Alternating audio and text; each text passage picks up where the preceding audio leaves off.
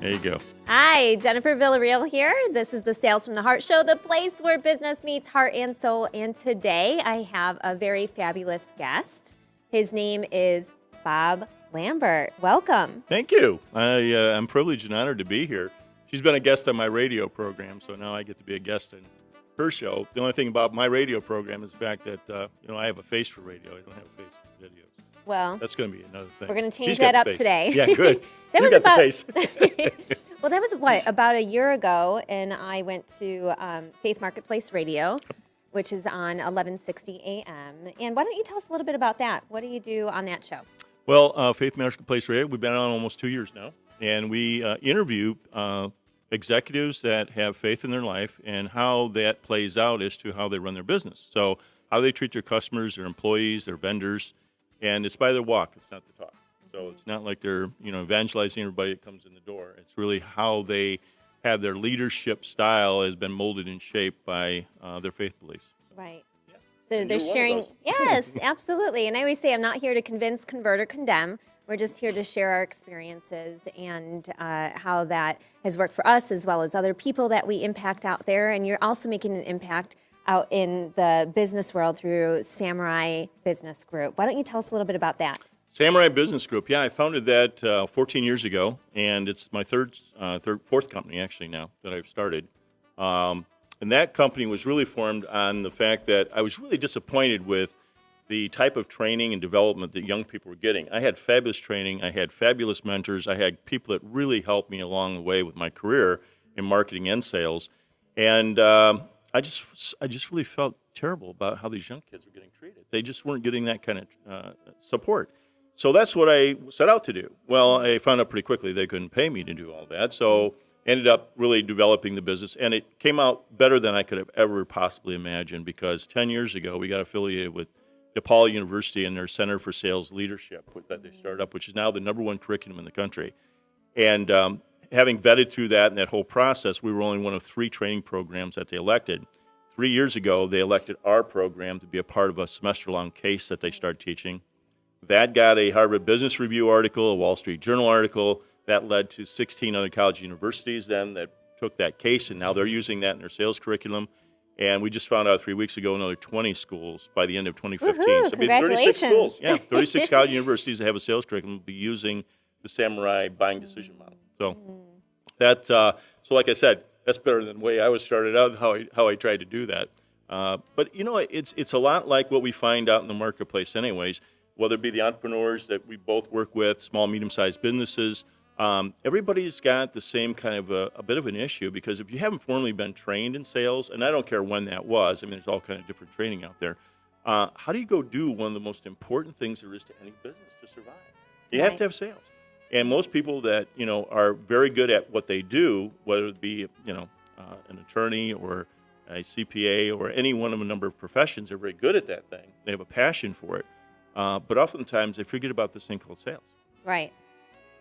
So. And that's what they need in order to thrive in their business. Right. You have to have sales. You have to have the marketing that goes along with that, with being clear with your message, who you're working with, who your target audience is, or as some people refer to, their niche market. Yes. Right? Right. And so what's one of the ways that you helped master this for people and teach this to people so they can become that samurai warrior?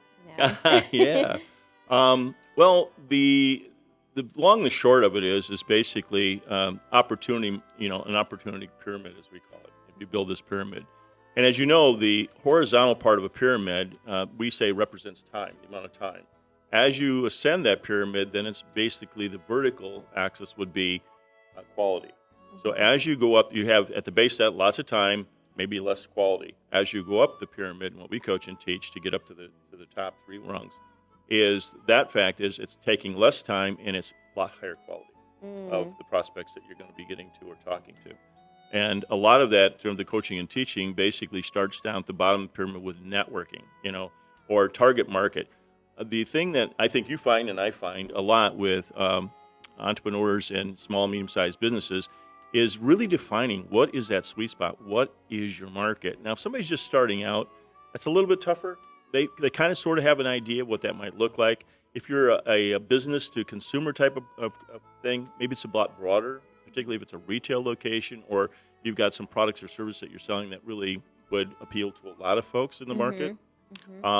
However, if you're a business to business, you also have categories. I think you and I talked about that. You have categories or segments or industries you kind of really have a little bit better beat on. So defining that at the very base is really extremely important. And a lot of people, you need to spend the time doing that. So Right. to really So let's give understand some examples there. How can they define it and target it down even more and more? Because usually when I meet with people and I say, well, who do you like to work with? Who's your ideal client? Or who can this benefit? Who do you serve? And a lot of times I hear everyone. Right, yeah. Everyone can benefit this. Why is that not a good thing to say everyone?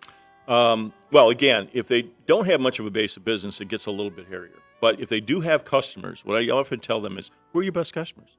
And why is it they're your best? Why do you like to work with them? Why do they like to work with you? Oftentimes, people can't even explain that to me. So going out there and asking your customers, why did you choose me? Why are you working with me? We'll give you a lot of information, not only from the standpoint of what's that sweet spot, what are those characteristics of those customers you really like to work with, because those are the ones you really want to start getting more of. Yeah, and exactly that. Who do you like to work with?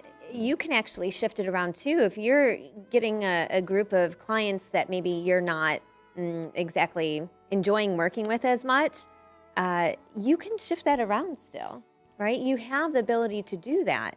And I think what I find is a lot of people in the entrepreneurial world, their avatar is actually somebody similar to them because usually people like themselves, Right. right? And you want to continue to work with more people, or you'll be able to share more of your experiences and relate to them. And so they feel like they can relate to you. And if you understand their problem, you understand their pains, their dreams, their challenges, desires, then you can probably also help them find that solution. Absolutely. And once you kind of define what that looks like and what those customers look like, then you can step into that to define more of what your marketing approach is going to be. And especially today, I mean, targeted marketing, my goodness, with the advent of the internet and social media and that, you can really lock in, hone in on that set of people that you really want to try to appeal to and get to. There's a lot of different ways. One of the things I'm really excited about, we've seen this trend coming, I come old school, and as snail mail is coming back, direct mail is coming back. Matter of fact, direct mail, and the latest statistics I saw, is now outperforming email. Well, of course, because if the majority of people are actually doing email, you want to do the opposite. So Right. whatever everybody is doing and receiving, then you want to do the opposite because you're going to stand out there. Yep. I know I don't really like to correspond via email. It actually has a slower response for me as opposed to somebody texting me, or maybe even if they call me and they get me live. If not, my voicemail says, send me a text, right? And even here on the show, we encourage you to participate. We used to do that via email, but now we say just send us a text. And remember, you can always text us at 847-903-3983 with any questions that you have. Yep. And I know that you encourage that for people because you're on the fly like I am oftentimes, and that's a little bit quicker, especially if you might be in a meeting or something. You can look down and be able. And as you do also, my clients come first, so I will get back to them immediately or as quickly as I can to set that precedent. Within boundaries, though. I Well, typically yeah, don't work yeah. Fridays through Sundays. Yeah, right, exactly. Yeah, I don't do anything past about 6 o'clock at night. Right. Early in the morning, yeah, because oftentimes I'm dealing with different time zones, so that can work out. The targeted direct thing, though, that really starts to help build out to a broader audience for you that you can now start to narrow down into. Networking is the next step up the ladder for us. Yeah, and well, we talked about that. Yeah, I think that's really good. Now, before we go on to networking, we just want to make sure that you understand that you really need to understand your target audience, your target market. And if you need any assistance with that, make sure that you send me a message and let me know. I actually have a non-traditional sales and marketing blueprint that we can take you through that. There's a lot of other tools. Your processes help them as well. Right. We just need to get this clear. I don't care what model you choose, just choose one, because not having that clarity, not having that direction, you're not going to be able to move up on this pyramid that Bob is talking about for prospect generation. The other thing, too, is what this is going to lead into the next segment, as far as networking goes. If you're not clear what your market is, you're going to confuse people you talk to when you're out networking, just like what you said. You meet somebody, what's your market? How can I help? How can I support you? And they said, well, anybody's my market. Well, no, it's not. How about the people that end up going to networking event after networking event after networking event, and then they're still not actually getting anywhere? it could be because they're in an area that is probably not ideal for them, or like you said, they're not able to communicate who they can actually serve, what kind of results people are getting, et cetera. So Right. that's really important. So when it comes to networking, this can be done in a variety of different ways, right? Yes, absolutely. We look at networking in two sides of networking. We call it offline or in-person networking, and then there's online networking. And so the offline networking, we kind of use a balance of about 70% of that should be because it's at human contact. And we as human beings buy from other human beings. So having that contact with people, but it's not about going out there 24/7 just running around willy-nilly collecting cards and hoping something's going to work. You don't get paid Yeah, right. by how many cards you collect. I love it. You said that to me the other day. Yeah, you don't get paid for that. You don't go take your shoebox and turn it into the bank, Right. and get dollar bills for it. Yeah, at the end of the week, it's just funny. People got this stack of cards and nothing, and it goes nowhere. It's like, Right. okay, so what was that? It's not a card collecting exercise. Yeah. You need to go out there with intention, and you need, frankly, as I coach, you need to treat this as a sales call. You need to prepare. And what I mean by that is if you're going to an event, why are you going there? You got to ask the basic question, why am I going? If it's just a social event or it's a good time, that's one thing. But if you're actually going there, it's a business event and it's target rich for you, people that really are kind of people you'd like to meet, either because they themselves could use you for a business service or whatever you're selling, or they're a person of influence that could be the type of market you want to get Wait, so you mean networking isn't about finding like a hot new date? Well, it could be, I guess, if you look at it that way. Certainly, I lecture down at Northwestern and DePaul University, and one of the things I do teach them down there, especially the students, is to how to get a job, through networking and all that. But I've had a couple of them come back and say, hey, this stuff really works too for getting a date. So I said, okay, well, whatever works for you, I guess. And there's a sale going on there, But yeah, so the networking thing, particularly. What I encourage people to do is know the reason you're going there and the type of people who are going to be there. Now, a good thing to do with that is if you know the group organizer, the event organizer, and you can get your hands on a list of attendees ahead of time, that's really great because then you can go through the list and start looking at the folks you really would like to meet. You know what? I actually encouraged people to do that. I host the Not Another Networking Nightmare events. We're going to be having round 3 coming up through the SBAC out in Lake County. And if you want more info on that, make sure you send me a message, 847-903-3983. And what I did is I actually tagged everybody on LinkedIn so they can connect with each other ahead of time. That's great. Right? And then also passed out that list while they were there at the event, and then re-tagged them again in another photo afterwards. But you know what? Not a lot of people took advantage of that. I don't know if it was because of the intimidation factor of LinkedIn, not knowing how to do that, thinking that's another thing on my list that I have to do, and they're busy running around in circles over here, not being busy, but not necessarily being productive. Right. So think about that. If the majority of people aren't taking advantage of that and you do, think about the increased quality connections that you're actually going to have. Yeah, I call it drive-by networking. Yeah, I mean, it's like, really, here they're there flitting around. Again, that intentional thing. And it's not about getting to everybody that's in the room. It's about picking out those folks that you really would like to have a conversation with. It might be 4 or 5, 3, 5 people that you really have something meaningful with. And then see if the next step, it's not to, really start selling them there or even going into a pitch. It's really saying, if there's an interest between the two of us, does it make sense for us to set up a meeting and have coffee or some kind of thing? Or maybe they're also, and I know we're going to get to this a little bit later too, but maybe it's also who they know. Yes, right? absolutely. Are they pretty influential in the marketplace? And that's something that's really important too. A lot of times people just go around the room saying, what do you do? What do you do? And they start categorizing you. And that's kind of the dreaded question. We talked about this in another show too, and how you can respond to that. So I don't want to dive too much into that either. But so that's one version where you're intermixing the online as well as the offline. Right. What are some other there's segments ways? there for that too. The other thing would be, and I tell people, be a person of interest. So I really encourage people to read. I don't care what it is, or watch videos. I ran into 4 people this week didn't even know about TED Talks. And I said, my goodness, you really want to see something that really knock your socks off, go out and look at TED Talks, because that is just fab. Every week I look forward to getting those, because they're quick, they're only 20 minutes long, and they're very people And they're from all over the powerful, world. right? Oh my goodness, are they powerful? They're terrific. Yeah. Learn a lot of stuff. So people can find that. Just Google TED Talks, and you'll Right. see what we're talking about. And as I said, if to be precise about this, treat it like a sales call. And if you plan, work your plan, and then you're going to have a much more productive networking. So let's break that down just for Yeah. a minute here. What do you mean by treat it like a sales call? What does that mean? Because to some people, we have to have them redefine what sales means. It's really the way that we incorporate it at Sales from the Heart is about being of service, being authentic, listening, we're engaged, and we have that spiritual component of bringing in who you authentically are. Right. It's not supposed to be this thing where it's conniving, manipulative, etc. So how do you Right. define, what sales is? Well, it's funny because nobody has sales on their card anymore. It's a negative connotation. Unless it's called Sales from the Heart. Yeah, they cut sales from the heart. It's really what I call business development because it is a blending of marketing and sales now. And what we coach and teach, as you well know, is the buying decision model. So we coach and teach people and have developed this over a decade as to how people buy, and that's based on research and behavioral science. So it's not just some willy-nilly thing we came up with and here, go try this. It's been around since the dawn of man as to how people actually go through a buying process. And what's really great with the people I meet, everybody's a buyer. So this isn't a foreign concept.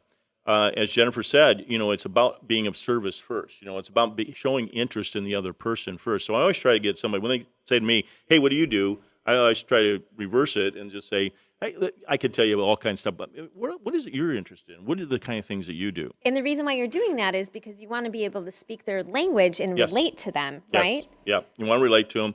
Also, I'm picking up on cues. Is this somebody that, is of interest to me, would be in my target market? Is this, or somebody of influence that is walking in and give, by way of example, if I'm talking to a banker, I want to know what kind of clients that banker has. If that happens to be in the category of type of clientele that I'm interested in, then we've got a point of interest to talk about because he's interested in helping his clients grow their business. I'm interested in helping those clients grow their business, so a book of business. I also have clients that might be of interest to him, be able to bank. So there's a lot, and that's kind of skipping ahead here with the professional services.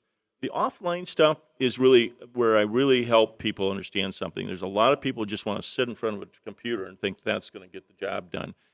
We talk to the students down there. Facebook is not a relationship, and I don't care how you want to cut this. It's really when you get deeper into something that people then get to know you and then start to trust you because it's all about trust with these relationships. Right. And you can actually use Facebook to build that trust. Yep. And, we use it differently. You Yep. don't, and I do. Yep. But, you have to find the model, the modality that actually works for you as well as your target audience. So they might not be on Facebook. That might not be the preferred method Right. as well. So you have to understand that and how that all comes together. And as you know, LinkedIn is really the spot for business. I mean, it's amazing how quickly this is exploding exponentially.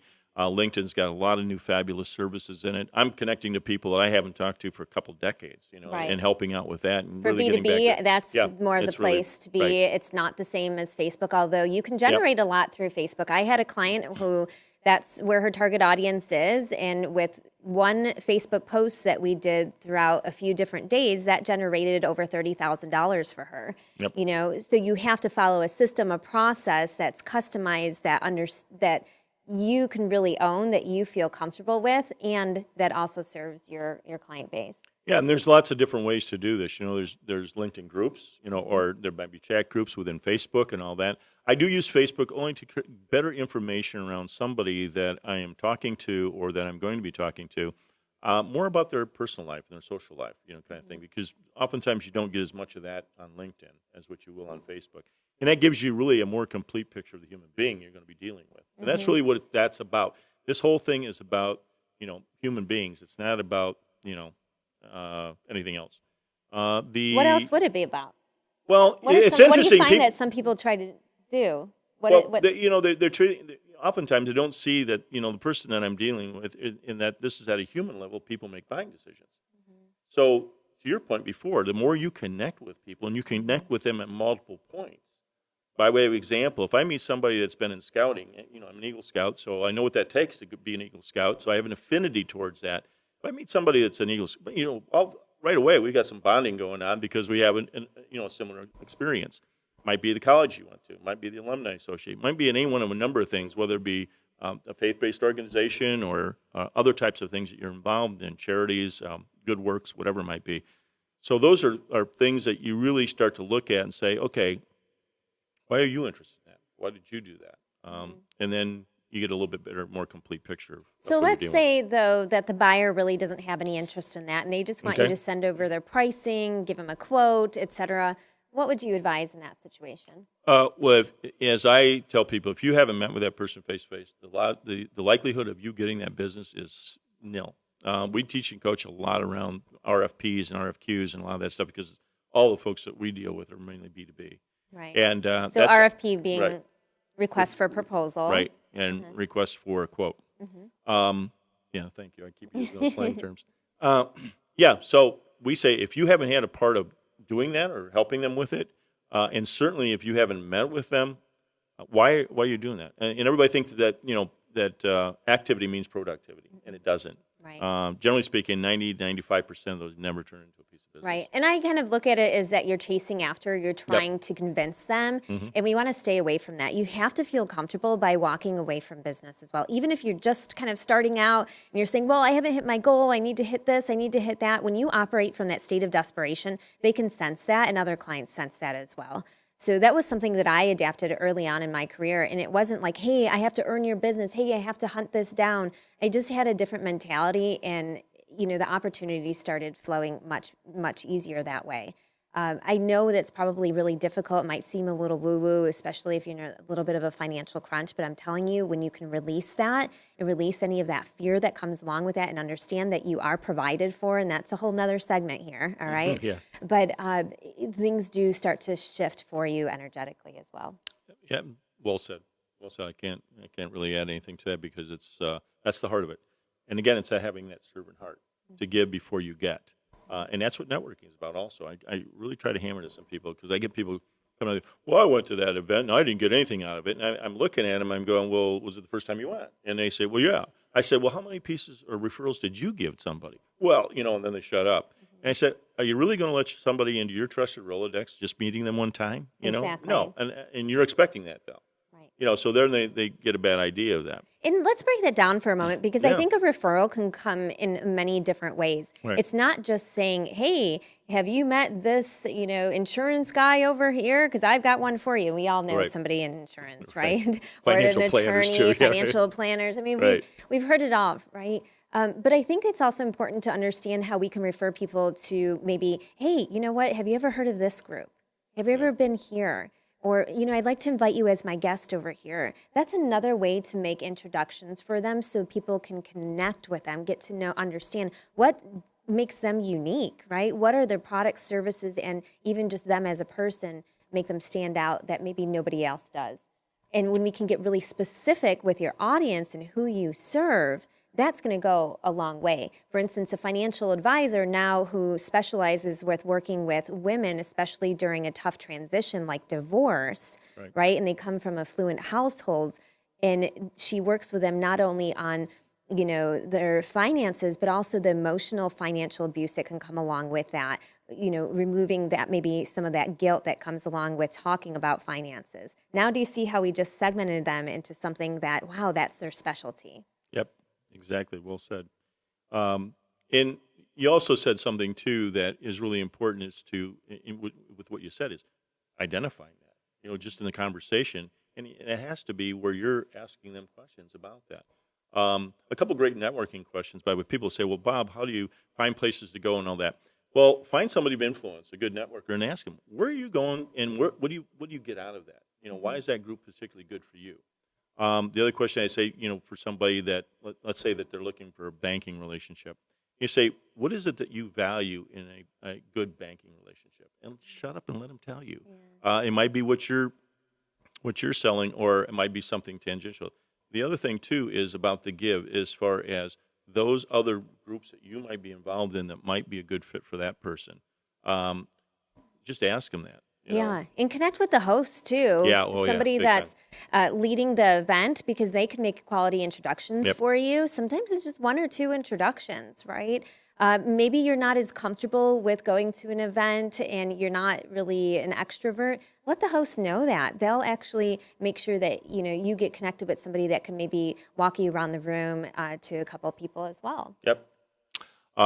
Next up our pyramid that really is going to really start locking in on amount of time and then also the quality is what we call professional alliances or strategic alliances. What that means is these are groups or companies or individuals that really swim in the same pond you do or the same pool as far as the type of clients that you have, but are not competitive to you. So oftentimes you see the relationship between bankers and attorneys and CPAs and all that stuff because there's a lot of similarity there across, back and forth, and they're not competing with each other. And they become very strong referral kind of partners to each other and quality introductions. But you start thinking about that. Who else? Because you really got to get creative here. Who else influences or are influencers within that sphere of your target audience? Right. Might be consulting firms. It could be any one of a number of things that go in there that they trust. So you're looking for folks that already have trusted relationships with the kind of clients that you want to get to. Right. And then the first thing I always say to myself, this is really crucial, is how am I going to serve them? What am I going to be able to give them to demonstrate that I'm going to be a great partner? Because, again, you're trading on somebody's relationships and their trust here.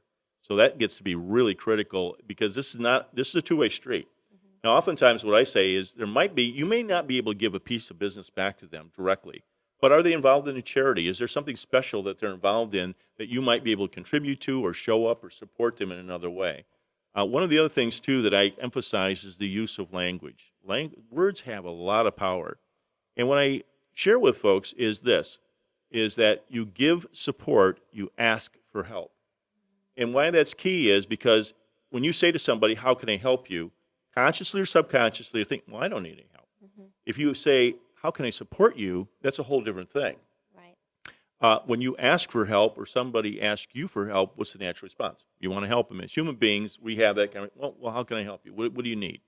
And so just the use, that might sound kind of crazy, but just the subtle use of these words will help a little bit because it's not common. It's not what the people are listening to, and that's not what they're hearing out there. Exactly.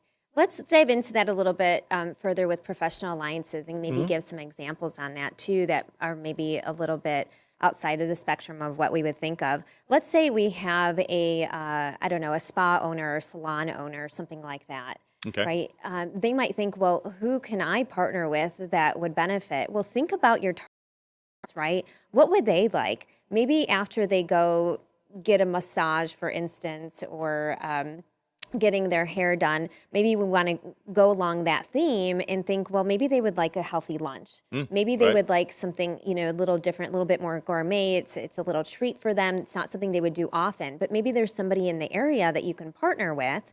Right. And then you actually give them an extra incentive that they can only get by attending that salon or whatever it may be. Yeah. So those are different ways that you can package and bundle services together. And maybe you actually have something that creates that continuity.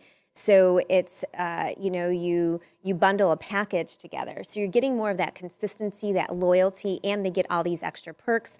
The other, let's say, deli, restaurant, whatever it may be, is getting an extra flux of patrons because they're generating the leads for them. Right. Yep, absolutely. Fitness, because we talked about that. That goes along with beautifying yourself at a spa. Like, hey, there's a fitness trainer. It's right in the same area here. You might want to, exchange back and forth because people they're working out or doing fitness. Maybe they want to go get dialed up and look good. Now that they've gotten worked out, they want to go and really look good. Right, so exactly. I know that's what you do. So. Yeah, except I didn't have my nails done today.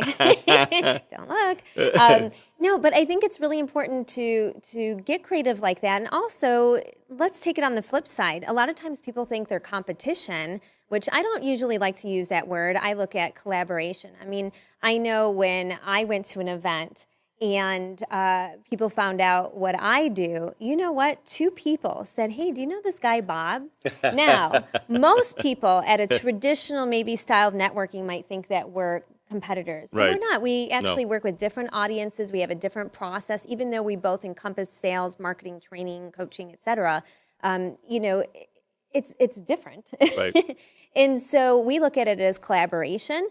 But I think it's also important to, when you're breaking this down in getting creative from your professional alliances, let's say we take, I don't know, a massage therapist, for instance. Can you tell I'm in the mood for massages? Yes, Wednesdays are it usually my appears days. that you are, yes, okay. I usually go to the Pain Stop in Chicago, Okay. and I get a massage and a chiropractic adjustment. And I have a few other places around Lake County, too, that I really like.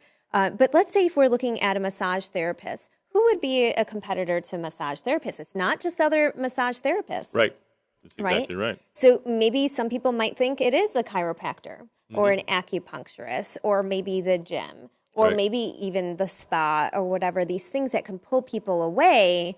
And instead, how can we unite that? How can we create a packaged or a bundled service to keep people locked in to continuing to work with you so they don't jump ship and go somewhere else? Is this making sense? Absolutely. It's funny because I just did a video conference yesterday I told you about with debt collection attorneys and debt collection agencies. Now, sales is looked down upon as kind of a four-letter word, but I got to tell you, those folks really are down at the bottom of the rung.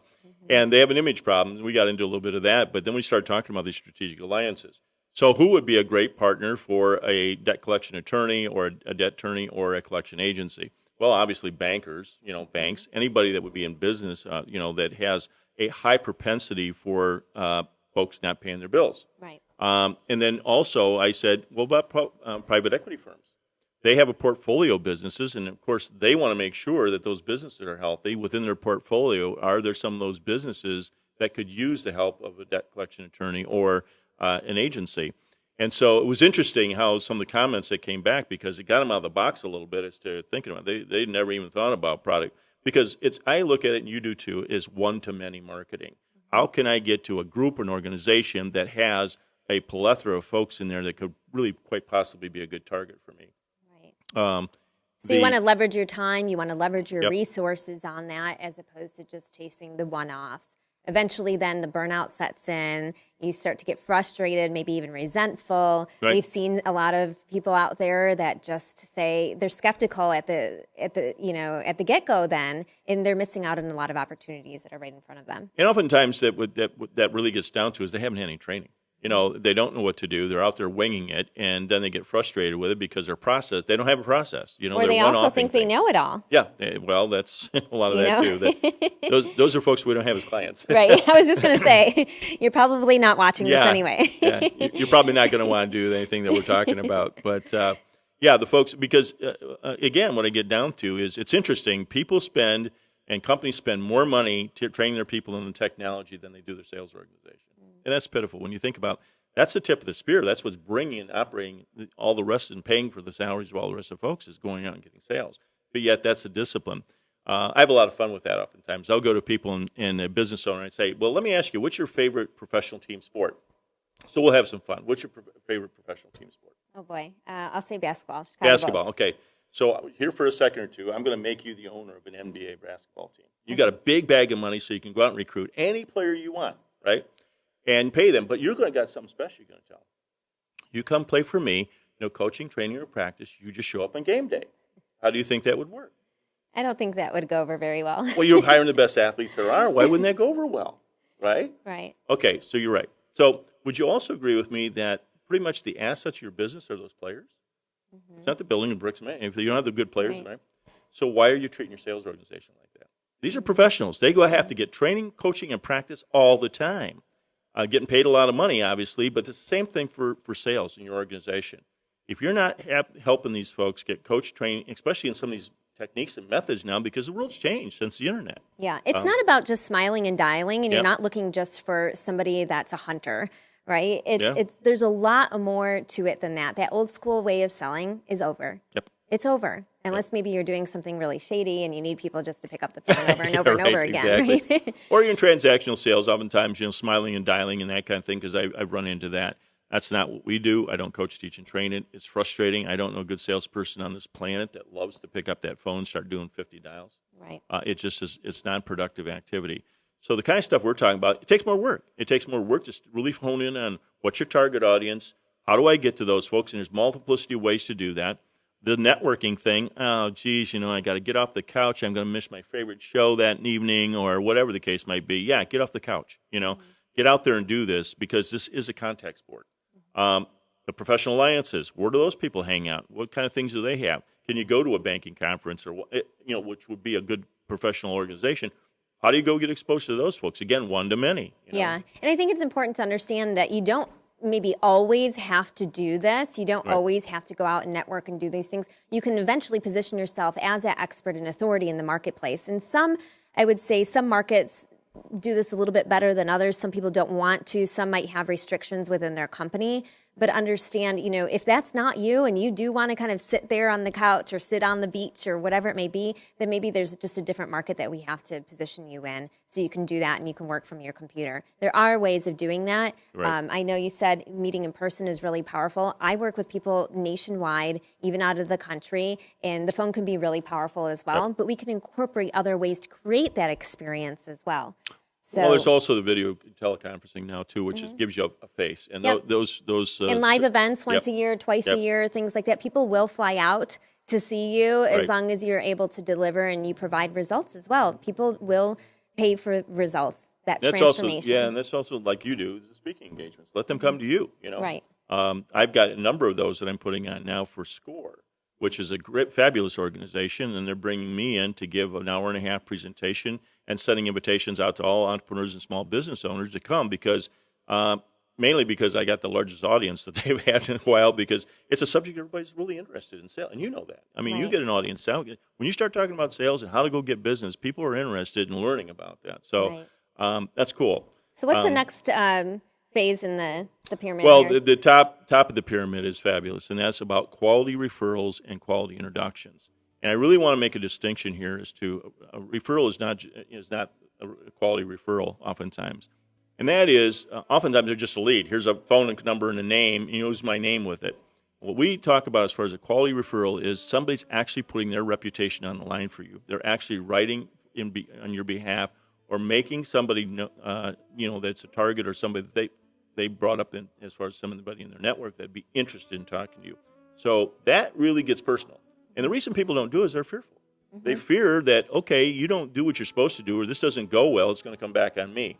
So there's got to be a good measure of trust when you're doing something like this between both of you, because think about it on the other side, when you're thinking about giving a referral and you're going to put your name on it, how much do you trust that person that they're not going to screw it up? Now, things happen. I get that.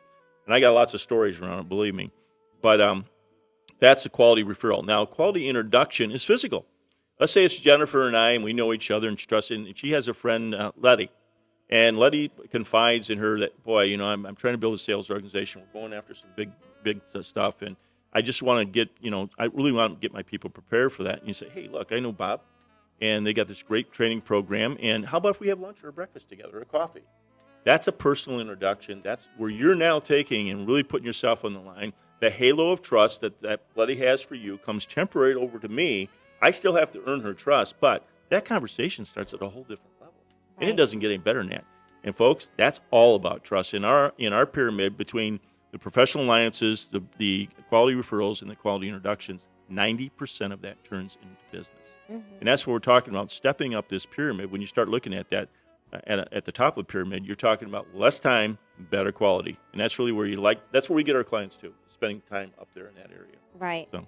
Yeah, I think that's really powerful. And if you're wondering, well, you know what? I have 5 connections, 5 quality people here in the same industry.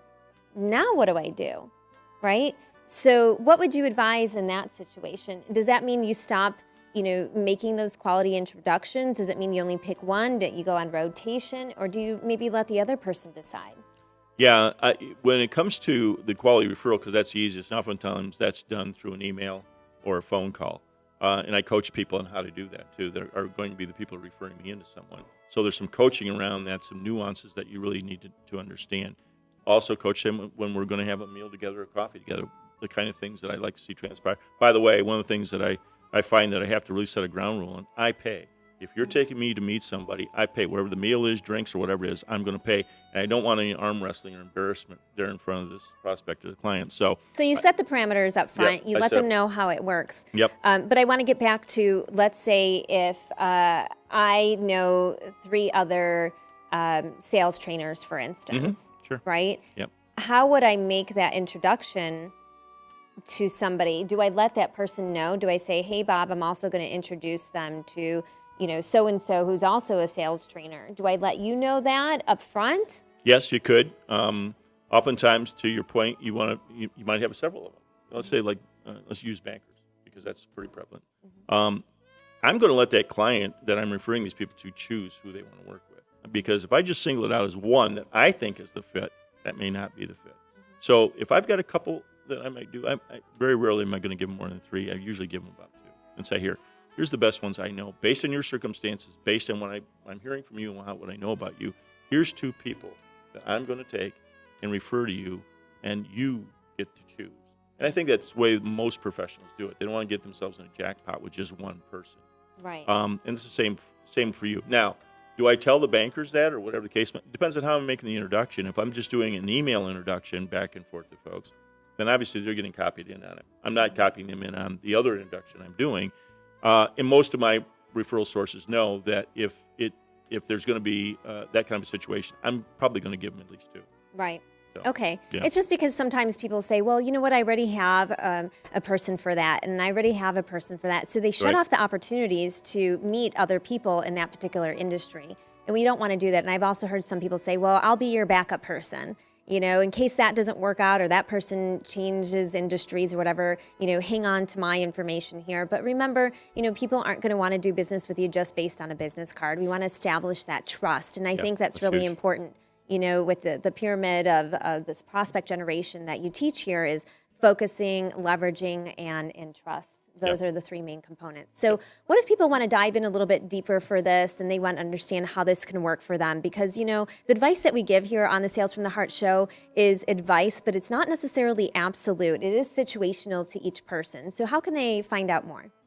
Well, you can go out to the Samurai Business Group or email me at r.lambert@samurai, SAMURAI, or phone me at 847-922-1498. Now, we have workshops, as you know, that we will put on for groups or companies, and we can take and customize that as far as the subject matter goes. We hold for what we call the public program, which is 5 or less people in an organization come to us every other week for 2.5 hours down at 150 South Wacker on the 24th floor. We have a group of people come to us and they go through the curriculum, and that's by the month. So you pick and choose what you want to do. Most people that are new at it or haven't had training before will be involved with this for about a year. Then the other thing is we do workshops. Also, what we're doing is we're picking out of our curriculum, focusing on inside sales and customer service. We've done, people that are in accounting. Anybody that touches the customer, we believe, is in sales, and I think you know that too. Yeah. They're touching the customer, they're in sales. We got some really exciting things we're doing that we're going to be going up online, and we're really going to start focusing on the millennial generation because of all the work we've done with universities. So stay tuned. That's going to be coming up here in a couple months, so we're going to make that announcement. All right. So hopefully you weren't too scared of the video camera here today. Yeah. I know you're always, in front of a mic, Yeah. but not with the camera here Right. on your show. So how can they actually tune in also to Faith Marketplace Radio? That's Faith Marketplace Radio. It would be faithmarketplace.com. It's also AM 1160 on your AM dial. And you can also get a downloadable app for that, so you can hear us anywhere in the world at any, live. We also download podcasts of every show. So if you go out to the web and go to the website, all the podcasts of all the shows are there. And You people can often find like to do mine that. on there, Yes, too. yeah, you can find Jennifer's on, and some terrific. Oh, we've had some terrific guests, and as you well know, and lots of great tips out there for you business owners as to a lot of ways how to deal with certain issues. We've had people on talking about how they had to fire somebody, how they themselves had got called out because of their behavior, and how they had to change things. We've had some really phenomenal faith stories as people. I was just sat with a gentleman that's going to be on the show here coming up in June. And, oh, my goodness. He was an anti-theist for 18 years. And God got a hold of him and shook him up really good. And he just had his first child, and he's completely turned around. He owns 5 Culvers. This young guy that built up all this, and he's working with homeless now. And what that's called is wash and worship, because he was taking them to Moody, and they stopped. And so what they do now is they take them to the laundromat on Saturday, pay for their laundry, get their clothes laundered, and then they take them to church on Sunday. It's Wow. really cool. I mean, It was Wow. just A lot of Really those powerful stories there, Yeah. and we would love to hear yours. So make sure that you reach out, you connect with us. Again, that number is 847-903-3983. We'd love to hear from you, and even any topics, ideas, questions that you have for the show. We're here to support you. So remember, you're loved, and we're here for you. Bye. Yeah.